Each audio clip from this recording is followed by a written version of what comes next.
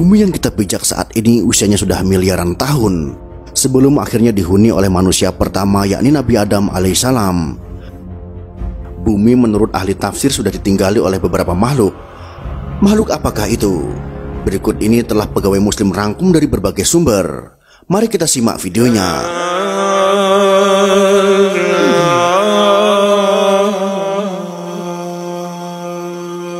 Preview.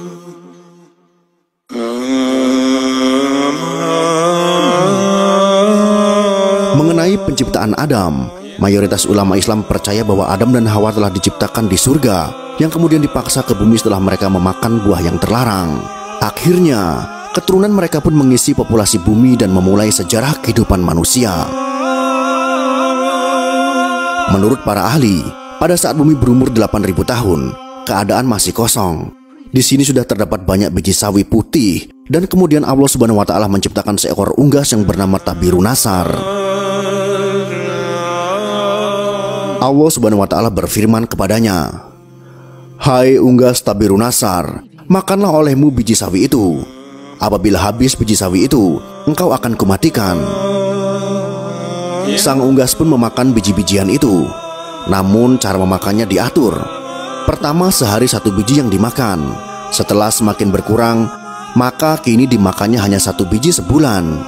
Biji sawi itu semakin berkurang saja. Saking takutnya terhadap kematian, sang unggas hanya memakan 1 biji dalam setahun. Namun akhirnya habislah biji-biji sawi itu. Tabirunasar pun akhirnya mati. Setelah kematian tersebut, Allah Subhanahu wa Ta'ala menciptakan makhluk lain sebagai penghuni bumi, yaitu 70 orang laki-laki.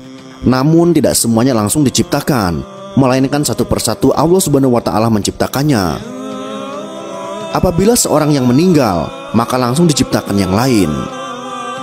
Masing-masing dari mereka berumur 70.000 tahun.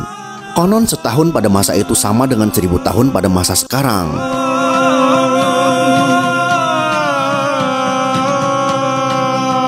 Tatkala telah mati 70 lelaki itu, kemudian Allah menciptakan jin.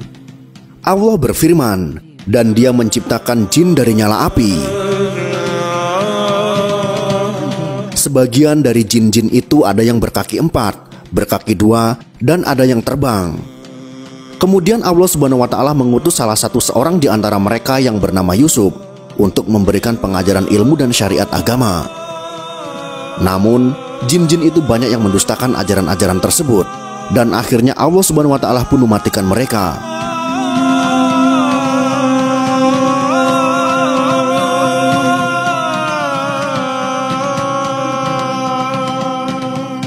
Penghuni bumi berikutnya adalah suatu makhluk yang berpasangan. Rupanya seperti binatang dan keluar dari dalam neraka. Binatang itu pun beranak dan anaknya dinamakan dengan Azazil. Setelah cukup besar, Azazil mulai melakukan peribadatan kepada Allah Subhanahu wa Ta'ala selama 1000 tahun. Setelah itu, Allah Subhanahu wa Ta'ala mengangkatnya ke langit pertama.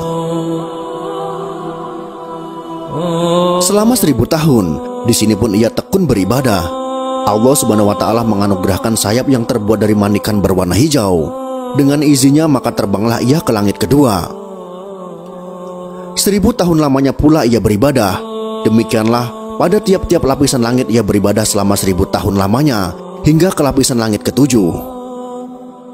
Sementara itu, di bumi saat itu sudah ada penghuni lainnya yang berasal dari bangsa jin bernama Jana. Hidup hingga 70.000 tahun lamanya, hingga lahir anak cucunya. Kata ahli tafsir yang lain, 18.000 tahun mereka mendiami bumi, kemudian mereka menjadi sombong dan kufur. Akhirnya Allah Subhanahu wa Ta'ala pun mematikan Jana. Sebagai gantinya adalah Banu Naljana. Ia mendiami bumi selama 18.000 tahun lamanya, hingga akhirnya ia juga dimatikan oleh Allah Subhanahu wa Ta'ala. Sementara itu di atas langit sana, Azazil bersama para malaikat masih khusyuk beribadah. Azazil menjadi penghulu para malaikat selama 7.000 tahun lamanya dalam beribadah. Hingga pada satu waktu, Azazil mengajukan suatu permohonan kepada Allah Subhanahu wa Ta'ala. Katanya, "Ya Tuhanku, 7.000 tahun hambamu ini berbuat kebaikan padamu dalam 7 lapis langit ini. Jikalau dianugerahkan olehmu, hamba memohon hendak turun ke bawah ke langit ke-6, berbuat baik kepadamu. Pergilah engkau, tegas Allah Subhanahu wa Ta'ala.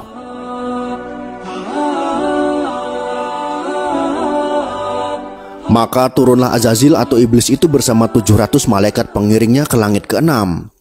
Setelah merasa cukup, ia pun memohon izin lagi kepada Allah Subhanahu wa Ta'ala agar diturunkan ke langit ke-5.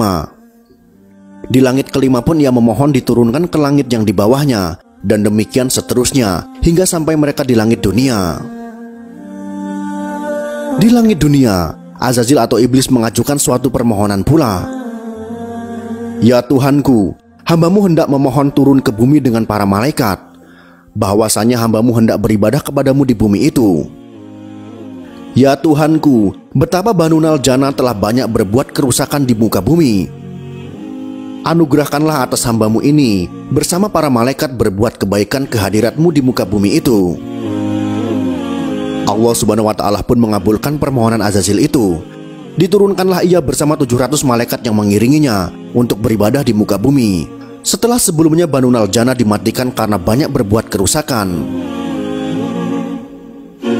Setelah 8.000 tahun lamanya beribadah, iblis mencoba mengemukakan ungkapan hatinya bahwa di muka bumi inilah ia begitu betah dan tidak ada tempat lain yang membuatnya betah seperti ini.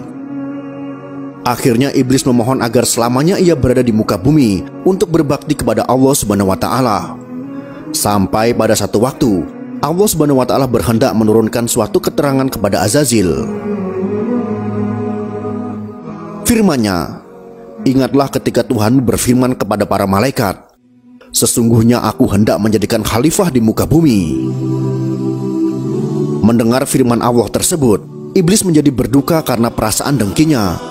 Mereka para malaikat pun bertanya kepada Allah Subhanahu wa Ta'ala mengenai siapa yang akan menjadi khalifah itu. Adam namanya, jawab Allah Subhanahu wa Ta'ala. Mereka pun berkata, mengapa engkau hendak menjadikan khalifah di bumi itu orang yang akan membuat kerusakan padanya? Padahal kami senantiasa bertasbih dengan memuji engkau dan mensucikan engkau. Allah Subhanahu wa Ta'ala berfirman, sesungguhnya aku mengetahui apa yang engkau tidak ketahui.